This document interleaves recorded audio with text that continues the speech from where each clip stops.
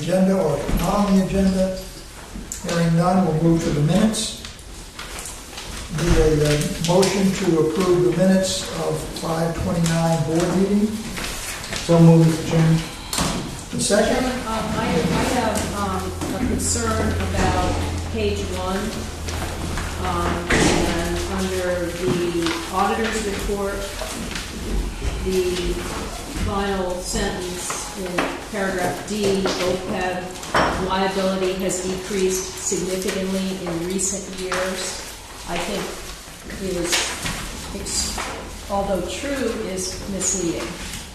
And I think if that needs to be said in that fashion, it should indicate that our OPEB liability, which is unfunded, is estimated at $1.9 million. Oh, what paragraph is that?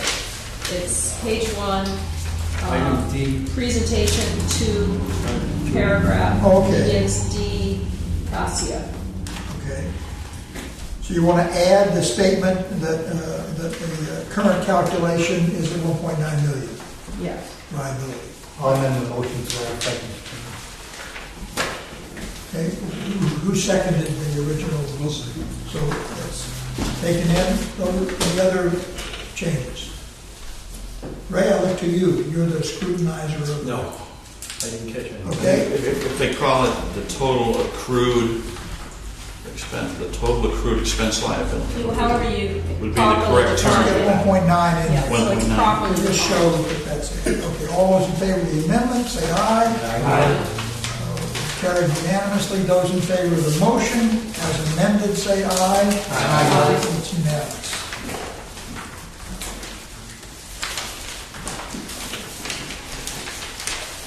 Okay, we have the bond, RFP for the bond. Sandy is with us.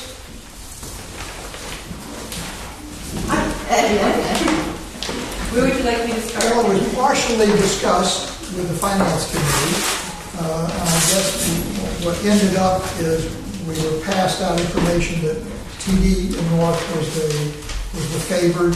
You had done negotiations. There was a few questions that were raised, so they want to fire you. But why don't you present where you want to go with this, and we'll take it from there. I can be part of your, Come on.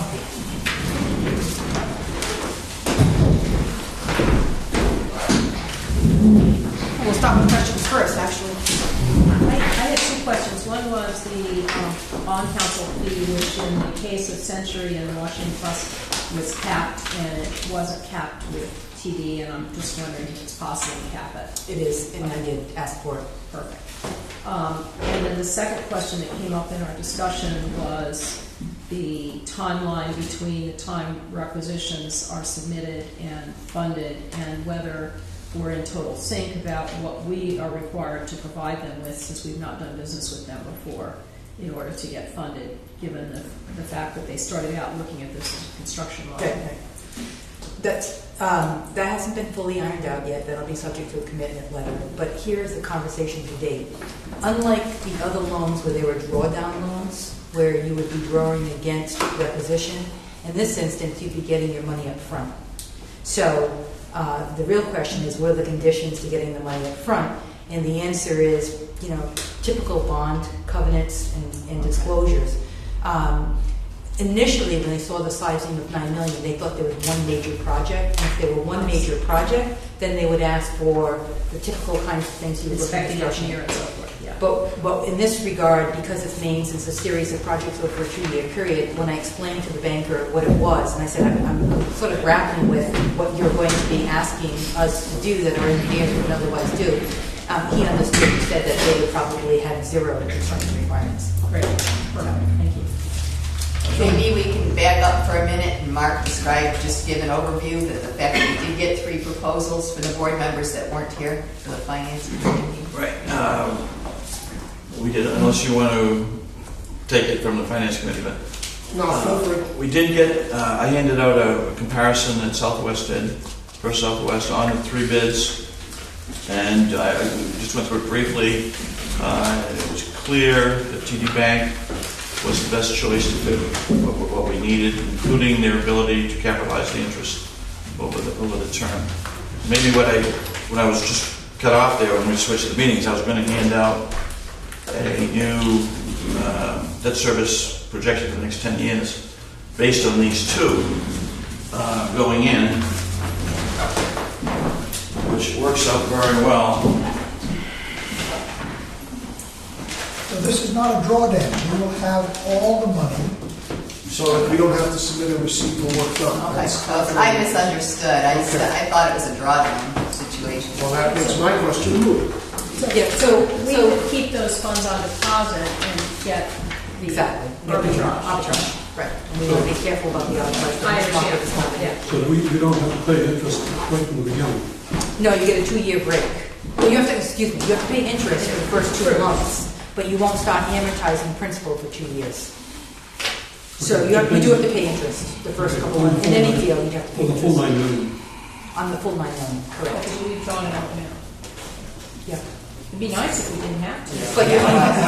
But you would be Can you offsetting, negotiate but you would be, this is a pretty good deal. I know. You would offset that interest that you're paying with your, hopefully if you're not needing the whole 9 million at one time, then you would, or whatever we end up borrowing, I guess it's going to be the full 9 million, you would actually invest that, and then you can actually earn positive arbitrage on the investment, and you would offset that against the interest that you're paying. So the Rhode Island Clean Water Finance option is the drawdown request with a lot of requisition requirements. And it gets tedious and it gets cumbersome. It's somewhat of an administrative burden for a small organization. When you do a direct loan like this with the bank as a purchaser, we try to set up the RFP to see what kind of creativities the bank would come back with, because we knew what we wanted, but we wanted them to say, well, within your banking world, what is it that you can do to give us the ultimate flexibility within some parameters? And so it was not apples to apples comparison. It was definitely apples to oranges. Everybody had a little bit of a different spin in terms of maturity and amortization and what they'd be willing to do and not do. The TD Bank, not only is it the lowest interest rate, clearly, but they also waived the commitment fee. They also did some other things that I think has the benefit of providing for minimal burden for your management in terms of this loan. So when I talked to the banker at TD the second time around when I was negotiating the second set of points, it became clear to me that he understands water utilities. And that's a really important point for any banker. This particular bank has financed Massachusetts water resources, and so they understand the concept of water revenues. They understand the methodology by which rates are set, and they were very pleased with the financials that they saw of the authority. And so you're getting the benefit of your strong financial position in a very competitive interest rate. So kudos to all of you for that, because you're seeing it in a rate. The other thing that I want to mention, not all of you know this, but because we're going with a direct bank purchase, we don't have to spend the money on ratings, S&P and the like. We don't have to spend money on an official statement, which is expensive, remarketing fees and the like. So when you're looking at fees, right? I want to see where you were. When you're looking at fees, you're looking at your cost of issuance is going to be significantly lower than you've seen in the past. So that's another good thing. So all in, it's a pretty good deal. Then that gets me back to the question. The estimated 2% for a cost of issuance, which was in one of the handouts here, that isn't a firm number then? We use the 2% is what you're allowed by tax law to use. So when you're sizing a bond, you put that in because it allows you to use up to 2% for your cost of issuance. That's not, we don't have a firm number yet with what your cost of issuance are going to be, because we don't know, we didn't know who the bank would be. We didn't know what their counsel fees were going to be and the like. But we can put, now that when you make this vote, take this vote, we can get that pretty quickly. Good. So the answer is no, you're right. Yes, you're right. We don't have it yet, But once you choose the bank, we can firm that up. And it will be likely less than the 2%. It will, well, it depends 2% of what. So, if you're 2% of 9 million, yes, it would be less, but I'm not sure it would be less than 2% if you only do 4 million, so. Oh, okay, okay. So No, but the I mean, question is, if we vote for what's presented, that's the full 9 million. And so we would know then that it would be certainly no more than 2%. It would be less than 2%? so here's the fees. You have trustee council and trustee, okay? You have bond council, you have bank council, no bank fees.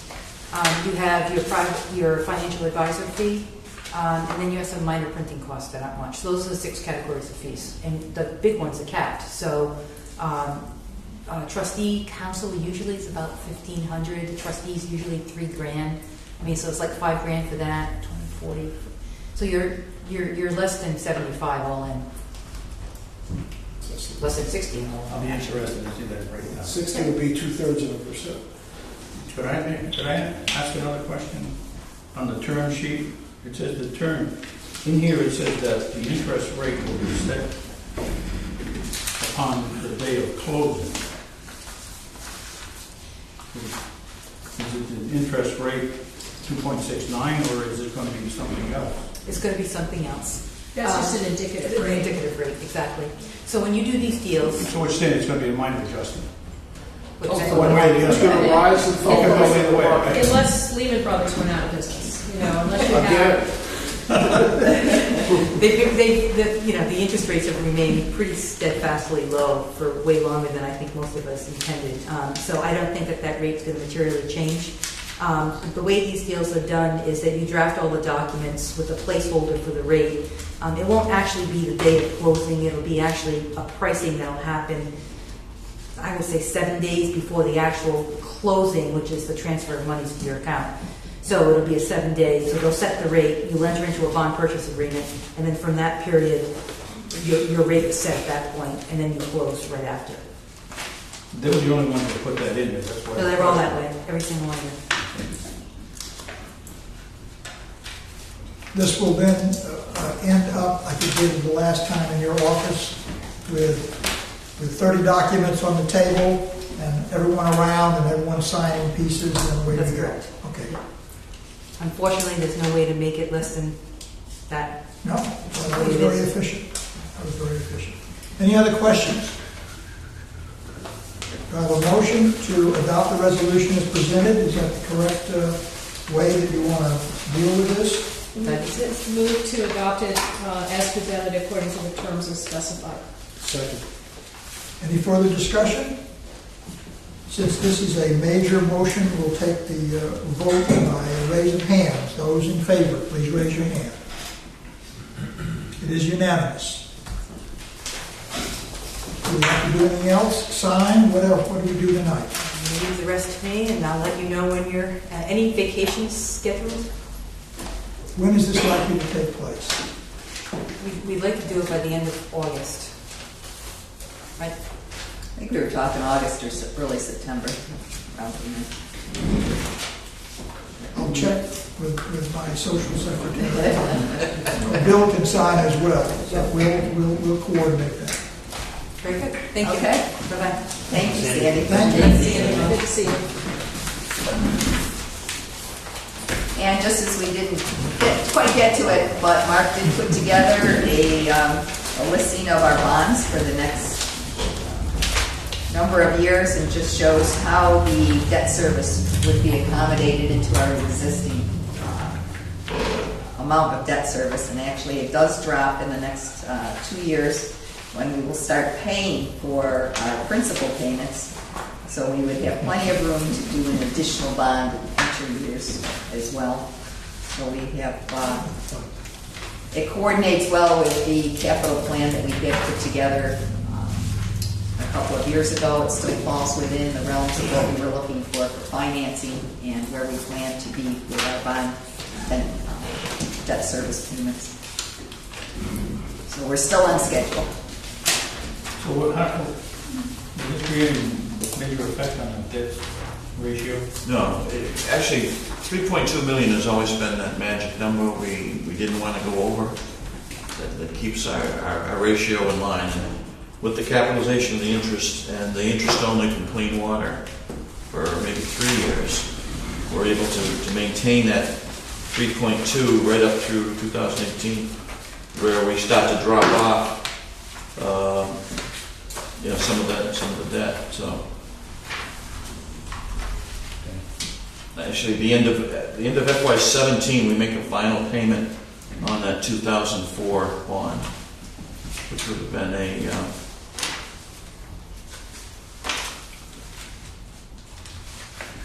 that would be the final payment. You see in the top of the second page, it says final payment right there at the top. So that's off the debt service for the next year. And our plan was to fund the cash IFR for 1 year. We may not be able to fund it quite as much as we had planned in our 10-year program, but the idea is to put some money into the cash IFR to help pay future debt service to keep our levels below that 3.3 million. If we can keep FY18 and 19 fairly low, and maybe in 3 years when we go for another bond, that whether we can defer it again or something so we can kind of catch up with that reserve. But if not, we have in the 18 we have 900,000 available to the 3.2, and then it drops again as final payments in 2019, and it keeps dropping. So.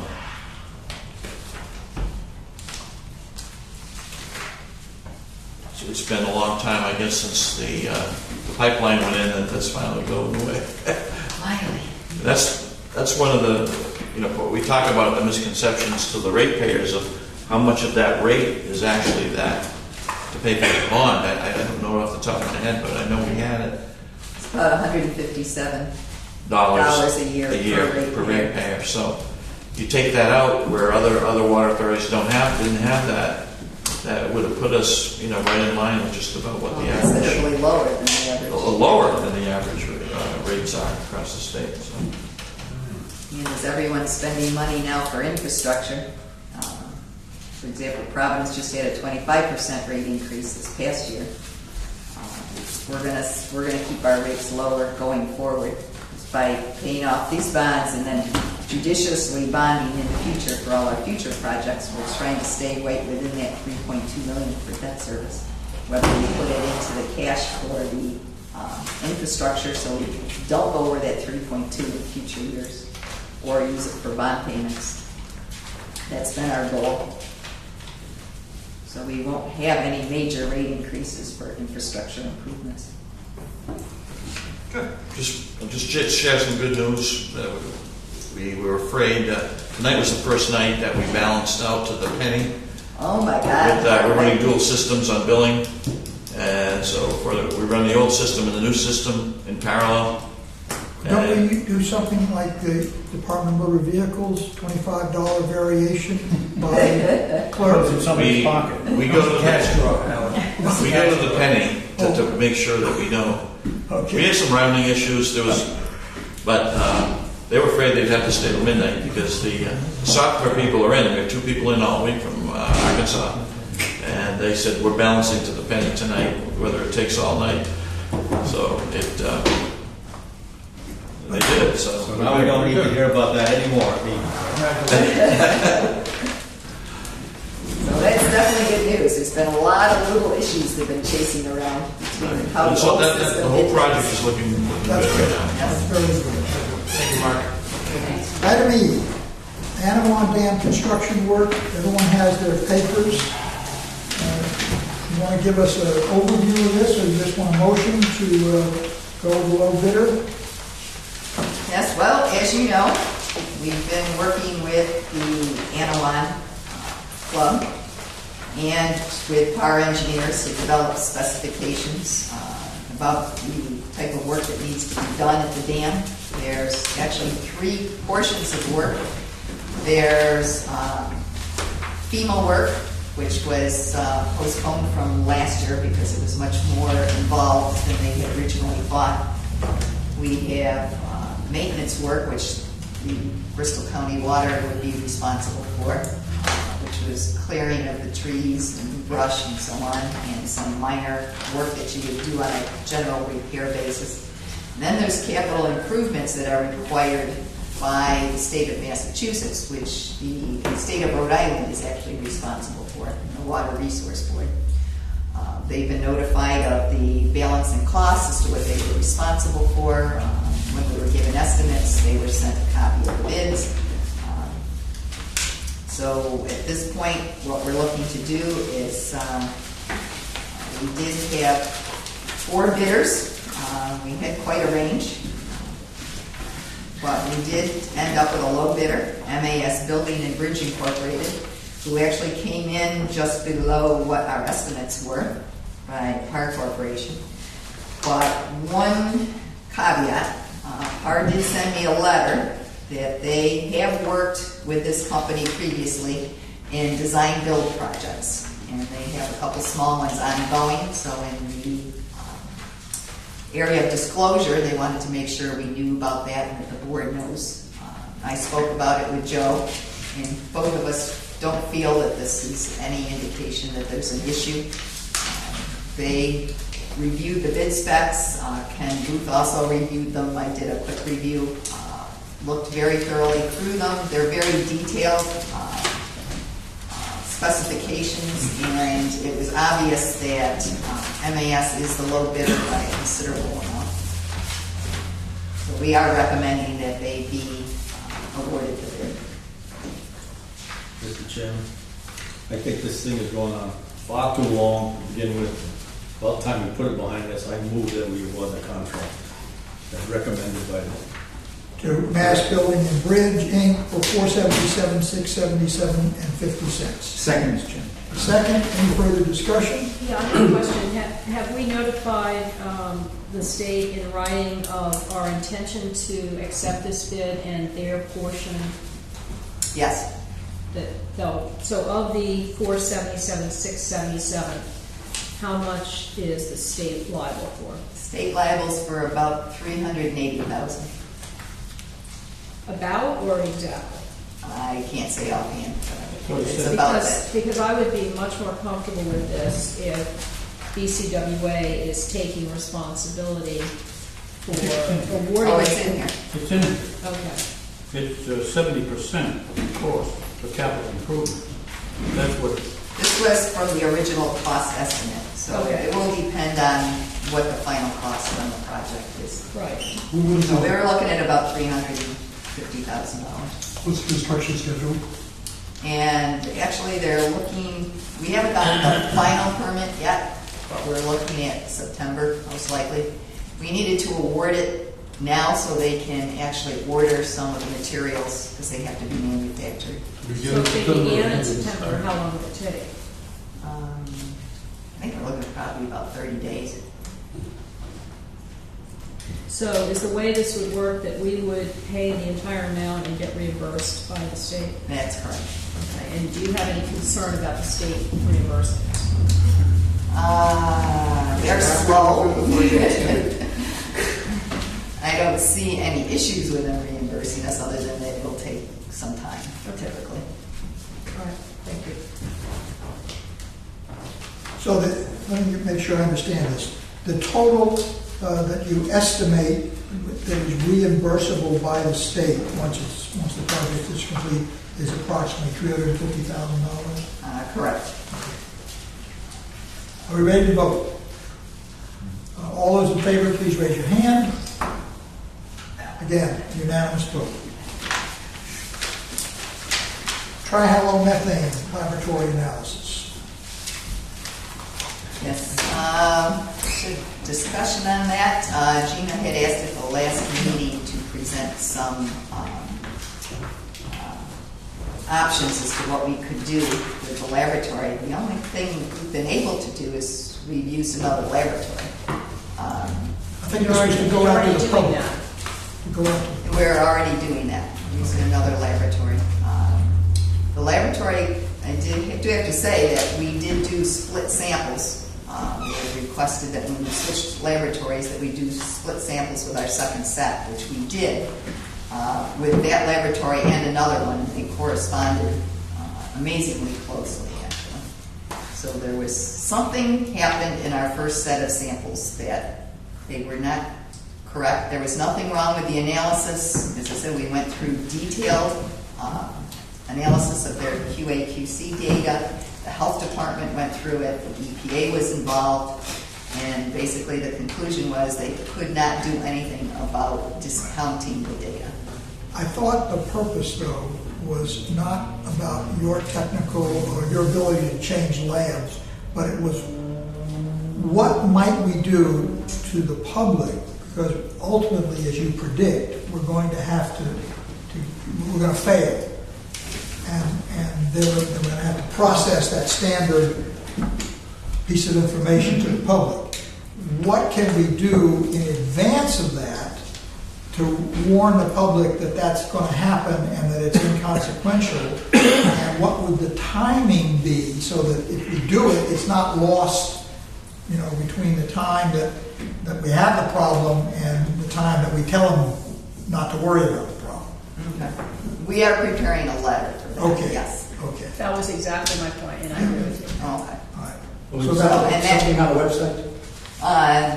We have something on the website now, but we're going to prepare a letter that's going to be sent out to the public that it's expected that we will exceed the next testing requirements, but this is the reason why. We still feel that the water is Copies of that safe. go to local paper too? Yes. When will that happen? When will the next, will the accumulated failure occur? It'll probably be around the end of August. Okay, so then we would send something out in the middle of August, right? Or middle or a little earlier. Okay, because for the We don't impact. want it to wait too long. Right. We don't want it, too close. Okay, but when that failure occurs because of the numbers, how soon after that do we actually have to send out the form document? And it's usually 30 days. Okay. And with that, we should be able to send an explanation. Oh, yeah, that would be anyway, Right. we can include. See, because to me, it's all part and parcel of this situation where, not directly related, but Ray Gallison said he asked you, well, what if East Providence can't or won't pay for its bonds, and that you never responded with an answer.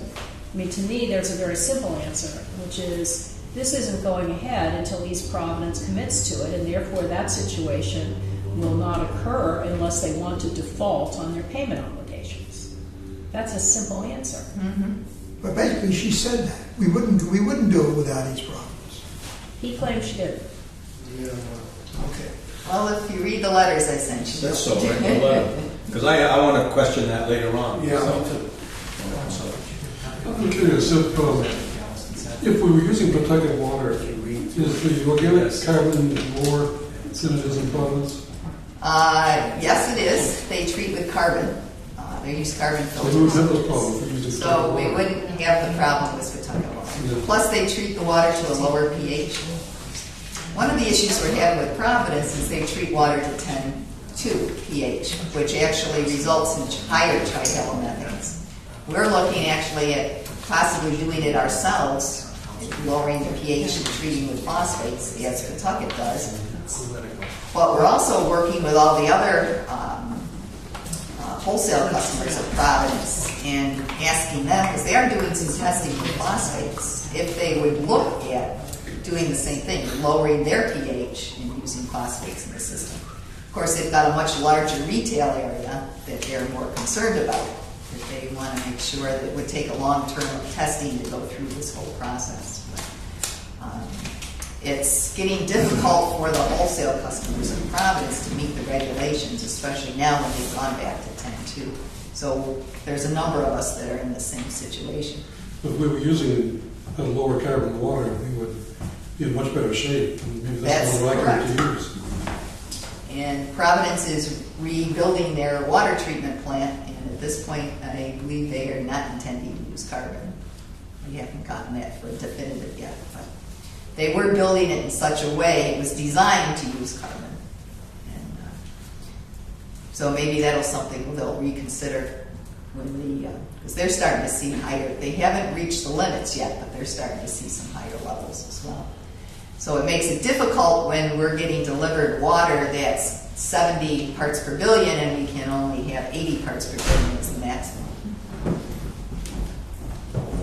going to be, that's why we're adding, we have the treatment now at the baby storage. We're looking to add the treatment at the Barrington storage tank. So we will actually be lowering the levels that we get from Providence. But it's still a difficult situation, especially when the laboratories, as I say, have a 30% range that they target, and we're dealing in parts per billion. So even the numbers we're getting from the laboratories aren't that specific. So it's a difficult regulation because it's also built on a possible instance of possibly causing cancer if you drank high levels for 70 years. You should need to mention that word. Pam, can you be sure that our council gets a copy of this letter of explanation, because they're going to say we blindsided them again. You're going to, Those definitely.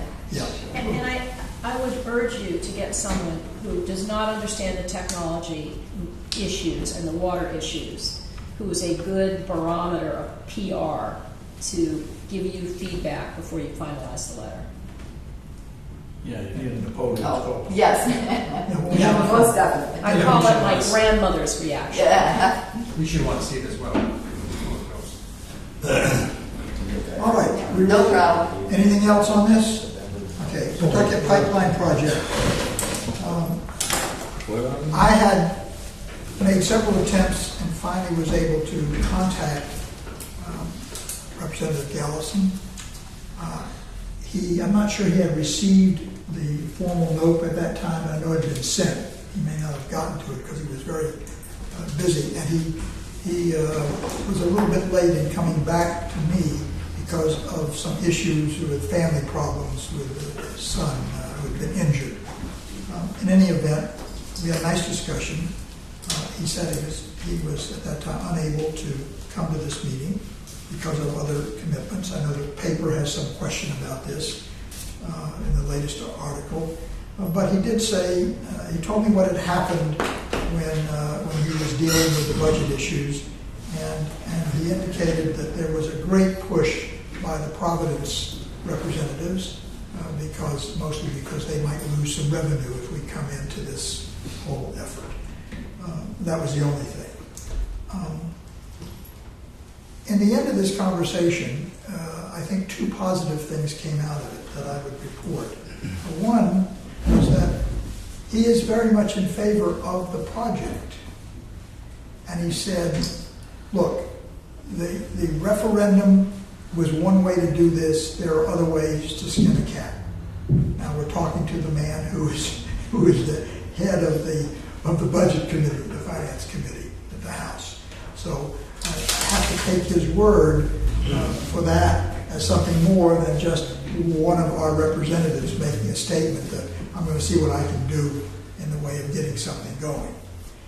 I then discussed the issue of the fact that actually, if this was going to go to a referendum, we were really only looking to get the money passed by the state, the referendum passed by the state. We weren't going to start spending that money, on November 4th, right after the election. This was going to take several years before that project would go because it has to be designed. All we've done so far is select the route. But, there's a long time between hitting the ground with substantial monies in construction and having the money approved. And that's not unusual for state referendum. Monies are approved for all kinds of projects, and if you look at the budgets at the state, you'll see that a lot of that money takes several years, many years, to be expended that's already been approved. So that's not unusual. We then talked about the Plan B, or what we call this $4 million project connecting our pipeline crossing with the pipeline crossing for East Providence. How valuable that would be to both of our communities, and how practical that would be. Nothing would be lost because that would be an integral part of ultimately completing the whole project in Pawtucket. And so in the conversation, he said, you know what, come to my office. So my suggestion is, why don't each of the towns, let's have 3 people go to the office and Pam and go meet with him. Let him pick a time and we'll go to his offices and we'll sit down and discuss what are the possibilities that we can get and how we can time this, what needs to be done in order to be able to follow through on the state law with the 50% because it's interconnection. You know, basically, how will we fund the $4 million project? What's the practical way to move to this? That in the end of this, my sense was, yes, we're smarting because of some of the things that he said. We feel it was incorrect to try to throw Pam under the bus, as it were. We think that she did respond. Whatever the confusion was, we need him more as an ally than an adversary. And it makes sense to try to form a relationship, to work with him as closely as we can. And so therefore, what I would hope is that the Bristol delegation pick a person. Warren delegation, pick a person. The Barrington delegation, pick a person. 3 people go, plus Pam and anybody else you need from your group, and Pam will make an arrangement to meet in his office, and we'll go discuss the issue and come back and report to the board. And try to put this behind us. Sounds like a plan. So that's what came out of all this. Now, Bill wisely made the point, well, you forgot to invite everybody. You said you would invite everybody. So we sent out a note today explaining why the town councils weren't invited to this meeting, because the representative was not going to be here. And so while I apologize that that went out late instead of early, we really didn't make this contact until the tail end of last week. And of course, everything was shut down on Friday and what have you. So I guess I was remiss in not getting that out on Monday. But I take responsibility for that.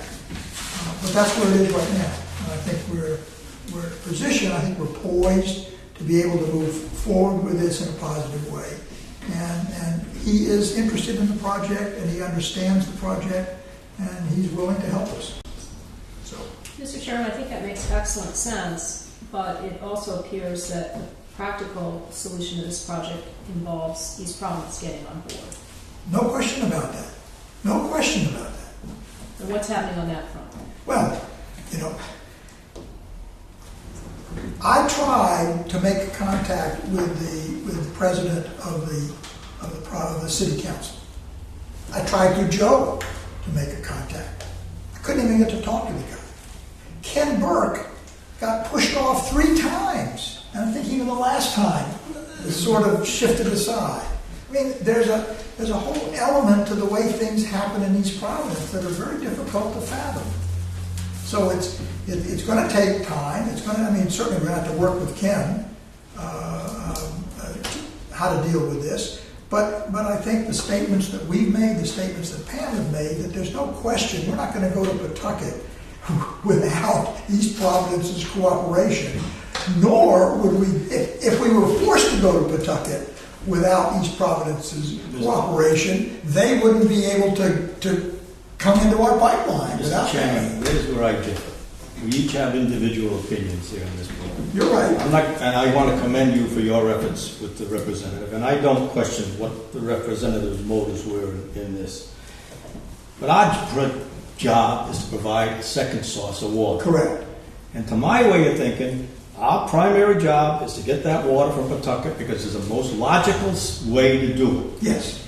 There's no sense in even exploring a new treatment plant, doing these reservoirs over the Shad factory line, desalinization. They're all going to kill us. Right. This is the most economical way. And if we have to do it down the road all by ourselves, I think that's our responsibility. Yeah, but with that, we would not let East Providence, the line would go through with no connection for that. That we'll have to work out. That's right. That's Right, and if they my wanted to connect in the responsibility. future, there would be a penalty. That's And right. I totally agree with That's what right. you have just said, and I think that has to be Plan B, because East Providence is behaving like either mentally challenged or petulant children, and we cannot put our future in that Right. Well, mess. Mr. Chairman, just a little example. Go ahead. People here all of a sudden become spoiled. Years ago, we were the guys that didn't have the water. Now they're spoiled. They don't realize. My daughter just came back from a trip to California, to Sacramento area. Do you know that neighborhoods can't even flush their toilets? They have community porta-john areas set up. Neighborhoods can't flush their toilets in their homes because of the water condition. We can't let that kind of thing happen. I think we need Not when the water is sitting there.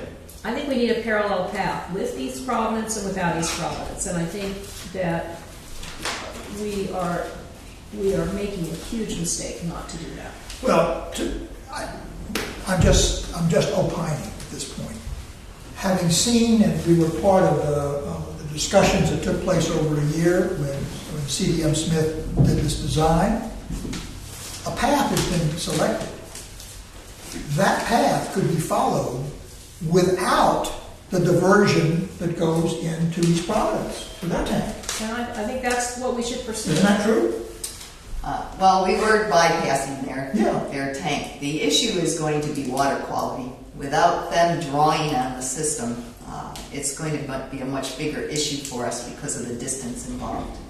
It's not impossible, but we would probably have to add more treatment if we were to be the only drawers through that length of pipeline. It definitely benefits us considerably to have East Providence. And we all agree with you, involved. Pam. It makes sense for everybody. But if they're behaving like idiots, we cannot jeopardize our future. But here's another point. Here's another point. It just occurs to me. You recall that we ended up with a letter that said we would intend to draw a maximum of 4 million gallons a day. East Providence said they would intend to draw a maximum of 8 million gallons a day. Hence, the pipeline is sized for 12 million gallons a day. If we were going to move forward with this project without East Providence, extra treatment required, et cetera, would not the pipe itself be smaller? And therefore, if that pipe is smaller, then that would forever preclude East Providence from joining into that situation. I think the best defense is a good offense. And Well, I that's think we certainly proceed an on smaller pipeline, we'll do it without them, and if they want to change their minds and get on board, fine. Otherwise, I think we have a responsibility to move forward. May I make an off-the-wall suggestion? Well, we keep looking in that direction. And I don't know if this is a practical idea, but I'm going to throw it out there anyways. We keep looking to the north, but what about to the south? Newport is just building a new treatment plant. Would they possibly have enough extra supply that That's easy to answer. No. they don't? Portsmouth was actually asking us Oh, okay. if we could supply them. How about Fall River? Newport's got the same situation as we do with the Massachusetts supplies. They've got very small supplies of fairly poor quality. So they have to build a fairly high-end treatment system now, but they still do have issues with water supply. Well, I was going to question. I didn't really know. But they have no other It looks like we're hitting a options. stone wall trying to go You to know, the really East sad Providence. thing is that when this project, way back when, our project, way back when, first started, it was to be a 36-inch pipe. It was terminating at the end of Bristol. So that in the future, if need be, getting it under or over the bridge, however, that Newport County could be, that whole end could be taken care of if necessary. We could be compliant. That was the original plan. It would link East Bay, the whole East Bay ultimately. Well, let me ask this question. East Providence continues to be a roadblock. Then how could we proceed to try and go Plan B and connect to their tank? If there's still going to be a roadblock. No, it's not connecting to the tank. The interconnection that we've been talking about as Plan B links the point where our Cross Bay line comes in to East Providence and their Cross Bay line comes into East Providence. Right now, No, not actually. It's going to be through their tank. Okay. Because if they're making it, they'll have a dedicated line to their storage tank. And then this would be a So dedicated it line. does go to their storage tank. It would go, essentially, it could be fed from the storage tank. So that means that either Which of is us can way- shut our system down and check. I understand, but the point is, that if they're going to be if they continue to be a roadblock of the total Pawtucket timing, do you think they're going to be cooperative in letting us do this secondary plan? Well, let's find out. I think that what's been talked about this evening, it may be practical to contact CDM Smith or anyone and find out what would be entailed in drawing up an alternate plan. Well, I think that one is already part of it's part of the entire project, and we had it separated out as just as a separate pipeline. So I don't think there's much issues. No, in being able to set I'm that up. talking about what Gina's saying. Let's go Oh, ahead I see. and at least come up with the costs of getting there. How much does it take to re-engineer to a smaller pipe and to come all the way down and leave out the interconnection part with East Providence? If there's no downside for East Providence, I think they're going to continue to squabble. If we move forward, they may come to the table. Well, their downside is the fact that they have a much higher risk at this point in time than we do. Yeah, they just passed a $19 million bond issue to deal with water problems. Right. Yes. I think Gina's point, your point, is that if we look like we're going to go ahead with it anyway, East Providence has a much higher chance of coming along than if we don't. And if we make the pipe only large enough to accomplish our goals, it would preclude them in the future. And if we make it large enough, assuming they'll come along at some point, we'd have to be very clear in specifying how much of a penalty it would be, so it would be a disincentive to them to wait. We might let them buy an option for the additional cost of the pipeline. It is going to be, as you pointed out, they need the water. They need it more than we need the water. Are they mentally challenged or petulant children? Probably both. To come to this conclusion defies any logic. I think they're financially strapped. Everyone's financially strapped. I think They're- more so they're in than- worse shape and- than and- us. They are. They are certain. And to suggest, other than finances, in the public forum that's recorded, by calling them mentally challenged, it's not, it doesn't do this board any good by putting that comment. I apologize if I offended anyone with the comment. It was brought up earlier and I was repeating. No, I made the comment because I frankly think that in terms of their behavior to their taxpayers, they're in one camp or the other. Because no thinking person would have come to that. Well, decision. Ultimately, it's going to cost, whatever financial straits they're in, it's going to cost them more not to act. I mean, what frustrated me was that not so much that they said no, but that they couldn't even have a conversation, or that Ken couldn't even have a conversation with them. That's the frustrating part. Well, in Because reading about it, it sounded as if the city manager was on board and at least Yes. some of the council was on board. And DPW. Right. So, But here we sit. all right. So let's maybe at the next meeting, you can give us some report of what possibilities are, potential costs, or what have you, to be able to move in that direction. And I'll certainly put that in my report. But that's part of our creative thinking in this issue. Because of what John says, that's our goal, that's been articulated. We have to get that alternate supply. So, you have a finance committee report. I think we've done everything in your finance committee. Yeah, everything has been discussed in the finance committee. Except the finance committee is working with Mark to make the financial report more readable, more understandable, more condensed, etc. And if there's anything that anyone would like us to discuss at the financial committee, please get the information so we can put on the agenda. What we were talking about this time was union contracts, benefit expense, and OPEBs. And there's going to be more discussions, and it's going to find its way to this whole group. So if there's any input anyone wants to give us, I welcome it. Okay. The next scheduled meeting right now would be the 30th. The three things that Pam says there's another contract award. We'll have 2 bids. Okay. There's three other things. One is we have to deal with the election of secretary and treasurer functions, which we can do next month or put off. We have the issue of the professional liability for staff that was going to be checked with the state about bonding and so on when they sign off on contracts. and the question about updating the policies and procedures manual that were recommended by our audit firm. I mean, that's not something that would happen all of a sudden, but whatever progress or whatever the plan is for that. Was there something else that we Yes, might? and there was the second recommendation that the auditors had about monies that were like in flux. There were accounts or something from developers that were. Oh, get illegal. how they- Old Yeah. age What stuff. to do with these? Right, it's supposed to be. It's an update. I know that's been worked on. Really, a party. If I just may ask Pam, and I'm sure it's going to be on the agenda for the 30th, but my understanding, there was some substantial settlement on the pipe project in Papa Squash over the holiday weekend. Serious enough to call the fire chief. So Settled? Yeah, serious settlement.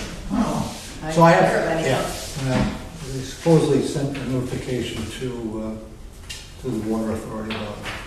So maybe someone next door. Anyway, Oh, and okay. I'm just Check on assuming, that. I'm just assuming. So, and I know Sue does the report, so just make her aware of that, and I'll be asking some questions on it. Okay. Please. and I guess today, all of us received the information by email of the resolution that the Bristol Council. Yeah, and that applies to all the boards, not just the board. Right. So that's the same as, What was that basically on? the same as Barrington. What was that on? Potential for removal of a director. Which, by the way, I don't work was for contrary to the council's recommendation. The fifth The point, attorney's recommendation, right? their solicitor's Right. recommendation.